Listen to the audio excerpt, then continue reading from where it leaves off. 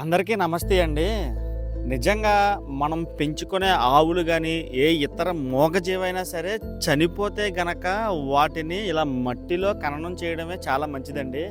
ఎందుకంటే అవి మనతో చిన్నప్పటి నుంచి మన ఇళ్లల్లోనే మనతోనే అవి పెరుగుతూ ఉంటాయి. అటువంటి వాటిని మనం కబేలాకి ఎలా పంపిస్తున్నామో నాకు అర్థం కావట్లేదు. ఈ మధ్య కాలంలో కాదు, పూర్వం నుంచి కూడా ఇది ఉంది. ఏమన్నా ఆవులు గానీ ఏమన్నా చనిపోతే గనక అవి మనతో పని అయిపోయాక చనిపోయిన వెంటనే కబేలాలకైతే ఇచ్చేస్తున్నాము. అలా చాలామందున్నారు.